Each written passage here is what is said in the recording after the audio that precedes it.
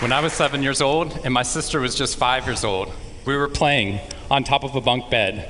I was 2 years older than my sister at the time.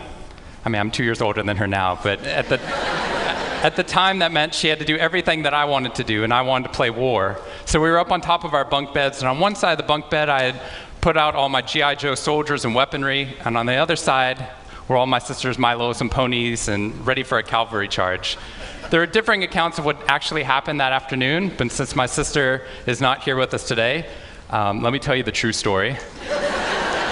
Which is my sister is a little bit on the clumsy side, and somehow, without any help or push from her older brother at all, suddenly Amy disappeared off of the top of the bunk bed and landed with this crash on the floor. And I nervously peered over the side of the bed to see what had befallen my fallen sister, and saw that she had landed painfully on her hands and knees on all fours on the ground.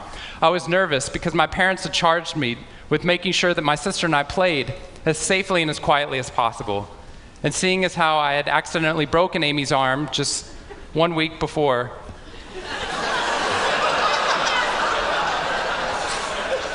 heroically pushing her out of the way of an oncoming imaginary sniper bullet,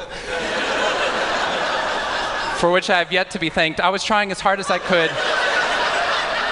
She didn't even see it coming. I was trying as hard as I could to be on my best behavior, and I saw my sister's face this wail of pain and suffering and surprise, threatening to erupt from her mouth and threatening to wake my parents from the long winter's nap for which they had settled. So I did the only thing my little frantic 7-year-old brain could think to do to avert this tragedy. If you have children, you've seen this hundreds of times before. I said, Amy, wait, don't cry, don't cry. Did you see how you landed? No human lands on all fours like that. Amy, I think this means you're a unicorn.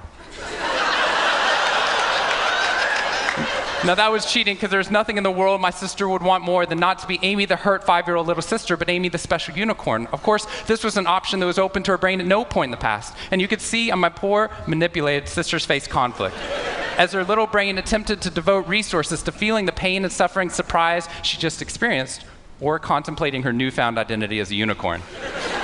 And the latter won out. Instead of crying, instead of ceasing our play, instead of waking my parents with all the negative consequences that would have ensued for me, instead, a smile spread across her face, and she scrambled right back up onto the bunk bed with all the grace of a baby unicorn. With one broken leg.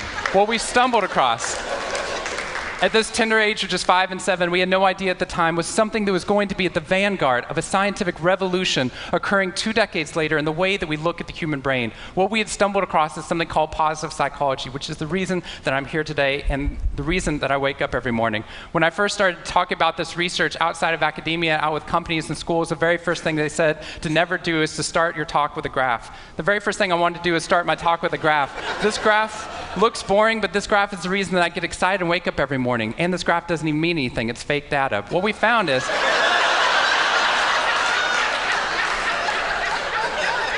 if I got this data back studying you here in the room, I would be thrilled, because there's very clearly a trend that's going on there, and that means that I can get published, which is all that really matters. The fact that there's one weird red dot that's up above the curve, there's one weird in the room, you know who you are, I saw you earlier. That's no problem. That's no problem, as most of you know, because I can just delete that dot. I can delete that dot because that's clearly a measurement error, and we know that's a measurement error because it's messing up my data. So one of the very first things that we teach people in economics and statistics and business and psychology courses is how, in a statistically valid way, do we eliminate the weirdos? How do we eliminate the outliers?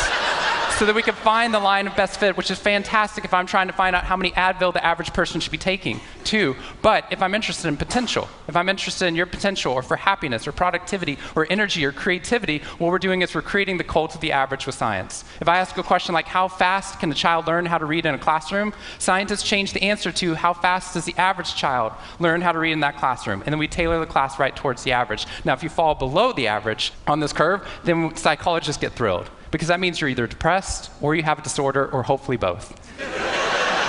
We're hoping for both, because our business model is if you come into a therapy session with one problem, we want to make sure you leave knowing you have 10. So you'll keep coming back over and over again. We'll go back into your childhood if necessary, but eventually what we want to do is to make you normal again. But normal is merely average. And what I posit, and what positive psychology posits, is that if we study what is merely average, we will remain merely average. Then instead of deleting those positive outliers, what I intentionally do is come into a population like this one and says, why? Why is it that some of you are so high above the curve in terms of your intellectual ability, athletic ability, musical ability, creativity, energy levels, your resiliency in the face of challenge, your sense of humor? Whatever it is, instead of deleting you, what I want to do is study you. Because maybe we can glean information, not just how to move people up to the average, but how we can move the entire average up at our companies and schools worldwide. The reason this graph is important to me is when I turn on the news, it seems like the majority of the information is not positive. In fact, it's negative. Most of it's about murder, corruption, diseases, natural disasters, and very quickly, my brain starts to think that's the accurate ratio of negative to positive in the world.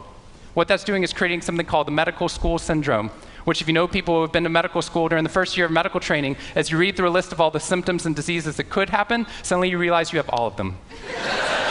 I have a brother-in-law named Bobo, which is a whole other story. Bobo married Amy the unicorn. Bobo called me on the phone from Yale Medical School. And Bobo said, Sean, I have leprosy. Which even at Yale is extraordinarily rare. But I had no idea how to console poor Bobo because he had just gotten over an entire week of menopause. See, what we're finding is not necessarily the reality that shapes us, but the lens through which your brain views the world that shapes your reality. And if we can change the lens, not only can we change your happiness, we can change every single educational and business outcome at the same time. When I applied to Harvard, I applied on a dare. I didn't expect to get in, and my family had no money for college. When I got a military scholarship 2 weeks later that allowed me to go, suddenly something that wasn't even a possibility became a reality. When I went there, I assumed everyone else would see it as a privilege as well, that they'd be excited to be there. Even if you're in a classroom full of people smarter than you, you'd be happy just to be in that classroom, which is what I felt. But what I found there is while some people experienced that, when I graduated after my 4 years and then spent the next 8 years living in the dorms with the students, Harvard asked me to. Wasn't that guy. But what happened, I was an officer of Harvard to counsel students through the difficult 4 years, and what I found in my research and my teaching is that these students, no matter how happy they were with their original success of getting into the school, 2 weeks later their brains were focused not on the privilege of being there, nor on their philosophy or their physics. Their brain was focused on the competition, the workload, the hassles, the stresses, the complaints. When I first went in there, I walked into the freshman dining hall, which is where my friends from Waco, Texas, which is where I grew up, I know some of you have heard of it. When they come to visit me, they look around, they say, this freshman dining hall looks like something out of Hogwarts from the movie Harry Potter, which it does. This is Hogwarts from the movie Harry Potter, and that's Harvard. And when they see this, they say, Sean, why do you waste your time studying happiness at Harvard? Seriously, what does a Harvard student possibly have to be unhappy about? Embedded within that question is the key to understanding the science of happiness. Because what that question assumes is that our external world is predictive of our happiness levels. When in reality, if I know everything about your external world, I can only predict 10% of your long-term happiness. 90% of your long-term happiness is predicted not by the external world, but by the way your brain processes the world. And if we change it, if we change our formula for happiness and success, what we can do is change the way that we can then affect reality. What we found is that only 25% of job successes are predicted by IQ. 75% of job successes are predicted by your optimism levels, your social support, and your ability to see stress as a challenge instead of as a threat. I talked to a boarding school up in New England, probably the most prestigious boarding school, and they said, we already know that. So every year, instead of just teaching our students, we also have a wellness week, and we're so excited. Monday night, we have the world's leading expert coming in to speak about adolescent depression. Tuesday night is school violence and bullying. Wednesday night's eating disorders. Thursday night is illicit drug use. And Friday night, we're trying to decide between risky sex or happiness. I said that's most people's Friday nights.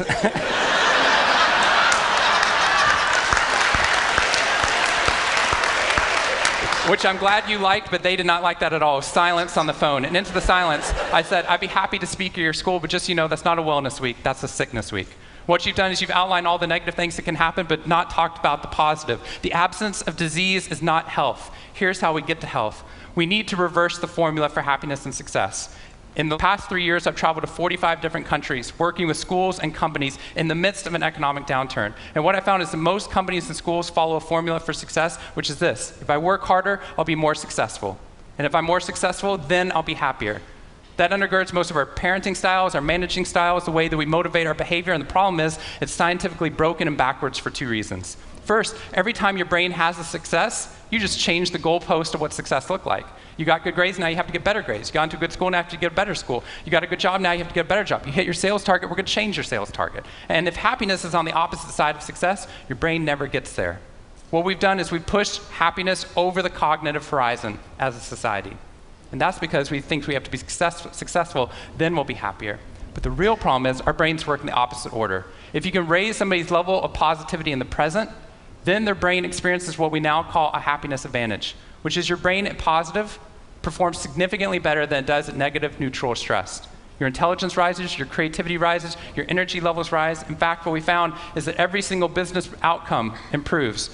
Your brain at positive is 31% more productive than your brain at negative, neutral, or stressed. You're 37% better at sales. Doctors are 19% faster, more accurate at coming up with the correct diagnosis when positive instead of negative, neutral, or stressed, which means we can reverse the formula.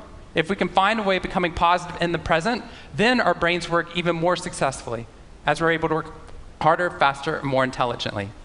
What we need to be able to do is to reverse this formula so we can start to see what our brains are actually capable of. Because dopamine, which floods into your system when you're positive, has 2 functions. Not only does it make you happier, it turns on all the learning centers in your brain, allowing you to adapt to the world in a different way. We found that there are ways that you can train your brain to be able to become more positive. In just a 2-minute span of time, done for 21 days in a row, we can actually rewire your brain, allowing your brain to actually work more optimistically and more successfully. We've done these things in research now in every single company that I've worked with, getting them to write down 3 new things that they're grateful for 21 days in a row, 3 new things each day. And at the end of that, their brain starts to retain a pattern of scanning the world not for the negative, but for the positive first. Journaling about one positive experience you've had over the past 24 hours allows your brain to relive it. Exercise teaches your brain that your behavior matters. We find that meditation allows your brain to get over the cultural ADHD that we've been creating by trying to do multiple tasks at once, and allows our brains to focus on the task at hand. And finally, random acts of kindness or conscious acts of kindness. We get people, when they open up their inbox, to write one positive email praising or thanking somebody in their social support network. And by doing these activities and by training your brain, just like we train our bodies, what we found is we can reverse the formula for happiness and success, and in doing so, not only create ripples of positivity, but create a real revolution. Thank you very much.